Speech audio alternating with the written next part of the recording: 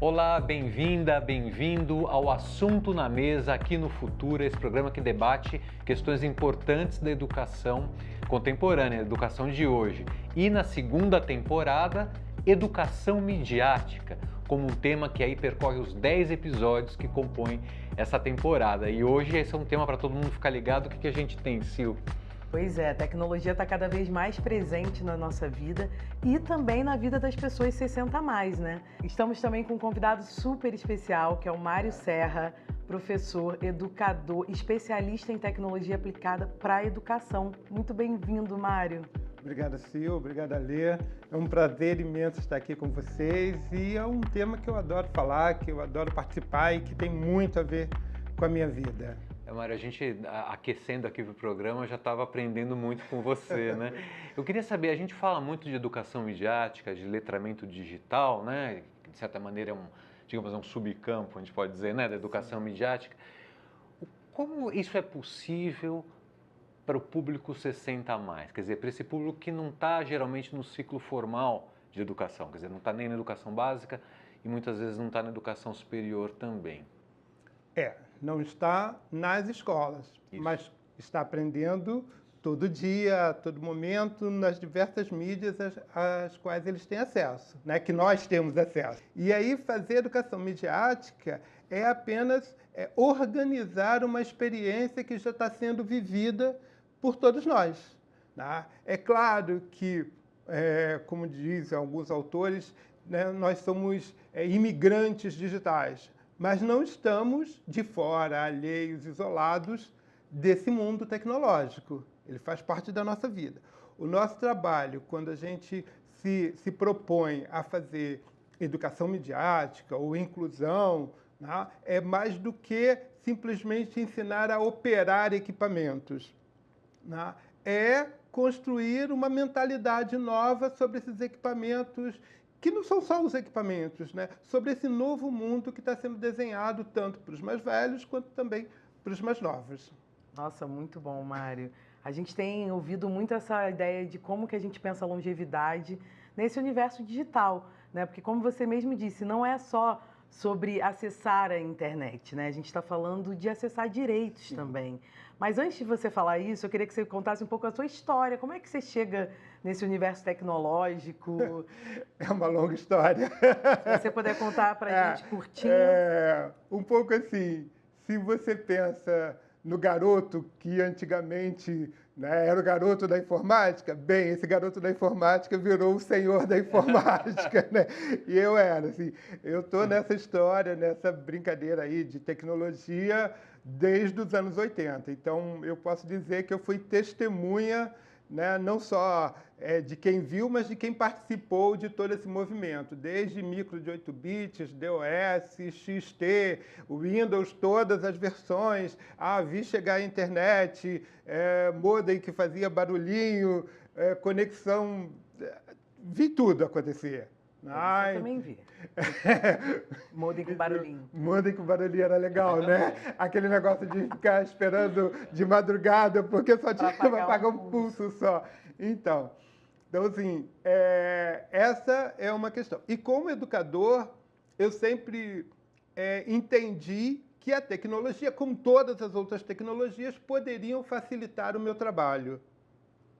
Então, a gente, a apresentação lá imprimia em folha de acetato para fazer projeção, correção, somar as notas lá no Excel. Então, a tecnologia sempre foi uma ferramenta para o meu trabalho, né? Então, todas elas que apareciam, eu experimentava um pouquinho, como é que vai. Algumas coisas foram legais, outras coisas realmente não deram muito certo, né? Outras tecnologias eram inúteis, inadequadas, mas eu estou aqui nessa história há muito tempo. O que eu fiz? Trabalhei sempre com formação de professores ou formação inicial de professores nas escolas normais ou também formação em serviço, às vezes as duas coisas ao mesmo tempo, né? Participei de muitos projetos na área de educação e tecnologia, cursos, né? Então essa é a minha longa história encurtada. E quando eu vejo isso, hoje a gente se sente bastante desafiado pelas tecnologias que estão surgindo, né? O uso de inteligência artificial, por exemplo, é um grande desafio, né? Porque é uma ferramenta que às vezes parece que não só é algo que a gente usa, mas que usa a gente. E aí é muito esquisito você pedir uma aula pronta ao computador e ele te dá uma aula do início, dentro dos objetivos, tudo direitinho. Então, é algo que ainda continuo estudando, apesar de aposentado aí do ensino formal, mas que me interessa e me desafia bastante ainda hoje. Eu fiquei, assim, como o senhor vê, eu fiquei curioso em imaginar o que é uma aula instrumental, quer dizer, o que é um aprendizado meramente ferramental, que é uma coisa que não vem ao caso aqui, você mesmo colocou, e o que é uma aula de uma educação midiática para a cidadania, para o público 60+. Quer dizer, qual é a diferença entre essas duas abordagens? Então, vamos lá. Pensando no que seria uma aula cidadã, né? E aí eu penso não só para o público 60+. Vou tentar definir o que é uma aula cidadã e a gente pode extrapolar depois para todos os públicos, inclusive 60+. Quando eu estava no ensino médio, eu aprendi conversão de temperatura, né? Celsius, Kelvin, Fahrenheit, né? E hoje em dia ainda continuam ensinando isso. Mas se você perguntar para o teu celular, ele vai te dizer qual é a temperatura em Kelvin, Celsius, Fahrenheit. Por outro lado, você precisa entender que valores podem ser convertidos em outros. Milhas em quilômetros, temperaturas. Isso é cidadania. Quando você consegue perceber que uma determinada grandeza pode ser dita, um determinado objeto, né, a temperatura pode ser dito em várias coisas. E que as pessoas diferentes podem expressar aquela mesma experiência com outros conceitos. É o mesmo conceito de céu. Mas quando você foca só na fórmula, para que você está aprendendo isso hoje? Então, quando a gente está pensando em termos de educação cidadã, você vai ensinar as crianças, né, ou os idosos, né, a usar o WhatsApp. Por quê? Porque eu sou do tempo do MSN, né, dos SMS, a gente já usava um montão de coisa lá atrás, que deixaram de ser relevantes, mas que a gente achava o máximo. Né? Então, formar para a cidadania em tecnologia não é desenvolver o culto à ferramenta, mas entender que isso pode ser utilizado como um desenvolvimento da sua mentalidade. Senão a gente não faria educação para o trânsito com criança, né? Sim. Perfeito. Eu estou aqui te ouvindo e babando, assim, porque comunga muito de um pensamento nosso também, né? De como que a gente não deixa ninguém para trás nesse mundo que está ficando cada vez mais digital. Queria que você contasse um pouco o que aconteceu durante a pandemia, assim, né? O que esse impacto da pandemia trouxe, que acelerou também a necessidade da gente trabalhar essa cidadania para as pessoas acima de 60 anos. Com a pandemia, a gente se viu obrigado a fazer uso dessas ferramentas de comunicação. Estava todo mundo no isolamento, né? Então, como é que eu vou comprar, como é que eu vou vender, como é que eu vou me relacionar com a família, né? E aí as ferramentas digitais vieram dar conta, né, desse relacionamento, né, facilitar ou pelo menos tirar aspirações que estávamos todos vivendo de alguma forma. Essa aceleração, excelente, todo mundo comprou o computador, todo mundo comprou um celular melhorzinho, né? Mas estava focada numa única função, numa única funcionalidade, que era a comunicação. Deu conta disso? Deu, foi legal pra caramba. Só que a gente que trabalha com tecnologia vê isso, né? Uma solução gera um problema e a gente, quando resolve, gera mais 10 soluções, que geram mais 10 problemas. Né? Então, o que hoje a gente tem? A gente tem um mundo digital em evolução constante. O que acontece, né, com os processos de chamada inclusão digital dos idosos? A gente oferece cursos, né, para quê? Para o cara usar o WhatsApp, para o cara usar uma ou outra ferramenta. né? E esquece de trabalhar uma nova mentalidade, que é o que está bombando, é o que está acontecendo todo dia. Eu parto sempre muito de uma ideia de que a gente precisa significar a tecnologia para a gente primeiro, antes de qualquer outra coisa, né? Porque senão, é isso que você falou, a gente fica num lugar de consumo, de compra, mas não de transformação da sua vida, né? E ampliação de autonomia e cidadania. Sim, isso a todo momento, porque o que a gente tem hoje é uma quantidade, não, isso é uma empresa que está te vendendo um produto, né? Não existe para a gente que é usuário a inteligência artificial, né? Existe para mim o ChatGPT, que vende uma versão $100 por mês, né? Existe o Copilot, que vende, que a Microsoft vende, que as empresas vendem, né? Então, se eu não entender o que está ali por trás, eu vou ficar comprando produtos, né?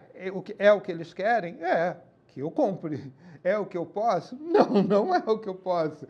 Eu posso moer essa tecnologia, né, e tirar dela o máximo que eu posso, né, o máximo que eu puder. E, para mim, eu curto essa vibe. Mário, nosso tempo voa aqui porque acho que a conversa é boa, só por isso. E a gente precisa, quero muito ainda escutar, você tem muita experiência com casos reais, inclusive, eu gostaria de escutar, mas antes a gente vai para um intervalo e aqui intervalo significa quiz para a gente vai conhecer o nosso quiz e você aí de casa, por favor, tente adivinhar a resposta certa. Olha, segundo o IBGE, em cada 10 idosos, quantos usam a internet todo dia? Opção A, 2 em cada 10 idosos usam a internet todo dia. Opção B, 4 em cada 10 e a opção C, 8 em cada 10. Vamos para o intervalo e na volta a gente tem a resposta correta. Tente acertar.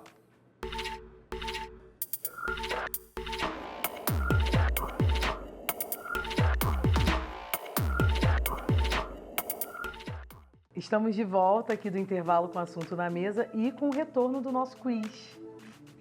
Segundo o IBGE, em cada 10 idosos, quantos usam a internet por dia? E a resposta certa é letra C, 8 em cada 10. É muita gente, né? Muita gente. Mário, eu queria muito que você trouxesse pra gente um pouco dos bons exemplos. Eu sei que você está envolvido em vários projetos e iniciativas, criando as suas também.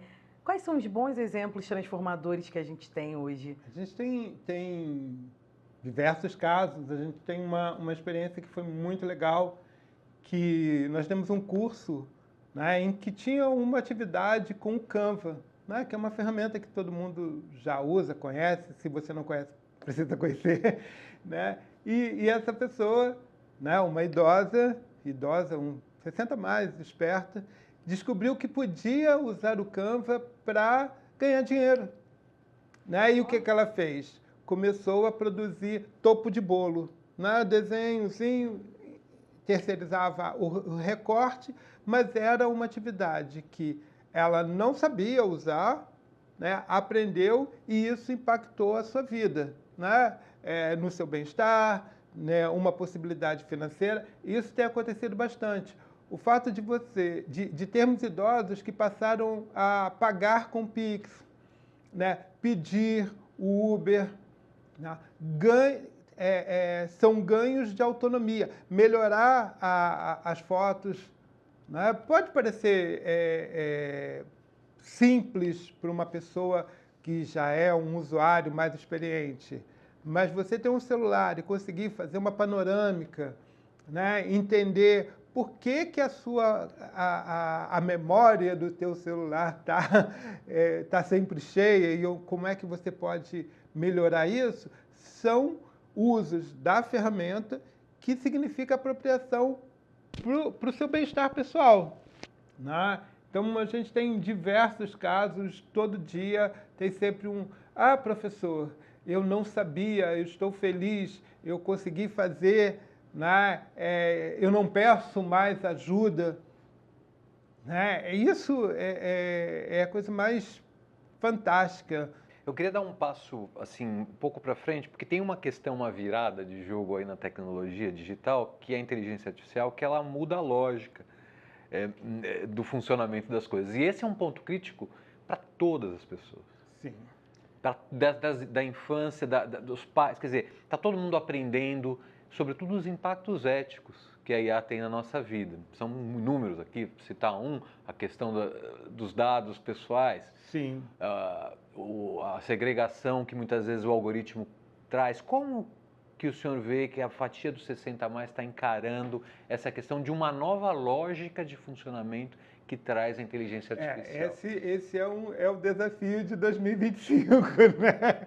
Esse é o nosso desafio, é o nosso mais novo desafio. Como é que eu vou integrar? Não, porque a gente já está integrado, né? Como é que eu vou me apropriar dessa ferramenta? Não, agora já está lá no teu aplicativo de mensagem, a bolinha azul.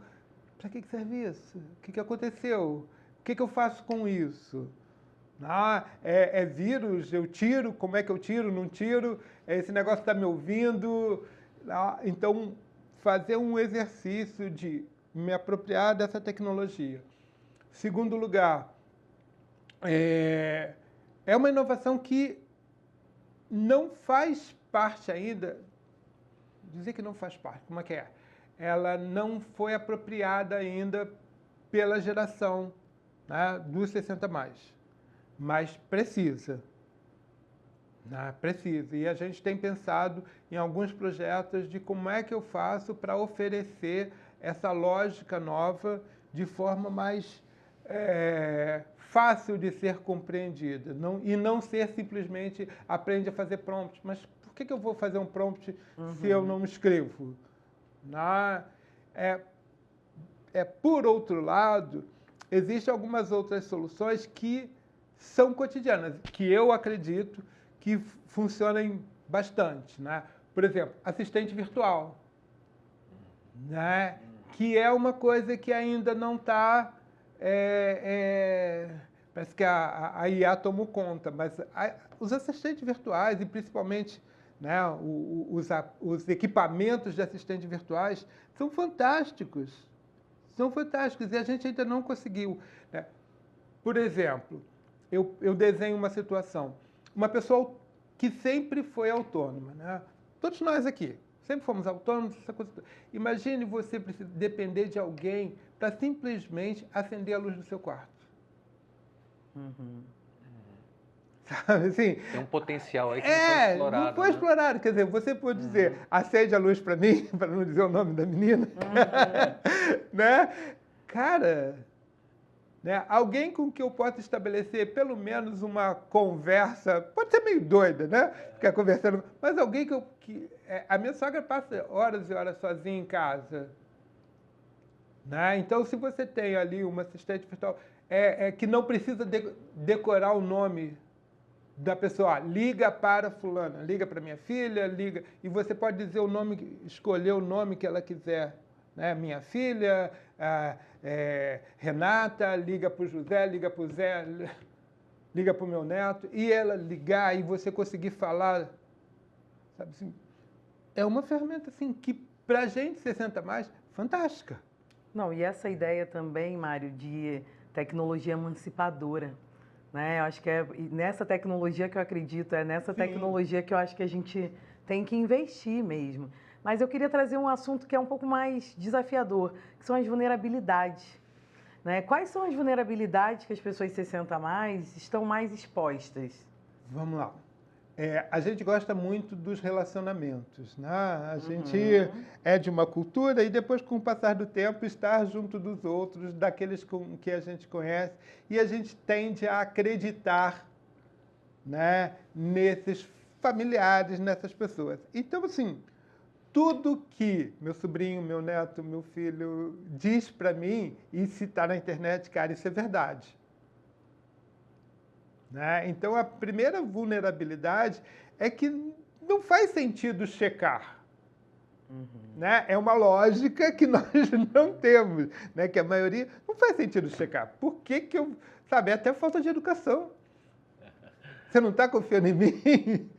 Né? Checar algo que você me disse. Cara, se... Né? E aí, nessas reticências, você coloca todas as coisas que você ouviu por aí. Se ele disse, é verdade. né? Então, a primeira vulnerabilidade é o nosso tipo de relacionamento. Segundo, eu não consigo fazer as perguntas certas para checar, né? E a gente tem lá no Transborda 60 as dicas de, né, como é que faz as perguntas certas, onde você pode checar aquela informação, que também não é necessariamente para o idoso, mas para a família, né? Porque é um ambiente educacional. Então, cara, será que eu estou falando isso que eu estou falando para minha avó, para minha tia, né, para minha mãe, faz sentido? Então, vou também aprender a checar essa informação. E a gente tem uma listinha lá no site, né, que mostra onde você checar essa informação. Então, a segunda oportunidade é você aprender a fazer as perguntas certas para checar as informações que estão. A terceira vulnerabilidade, não? A gente vive em padrões. Nós fazemos sempre as mesmas coisas. E quanto mais velho, você mais cristaliza os comportamentos.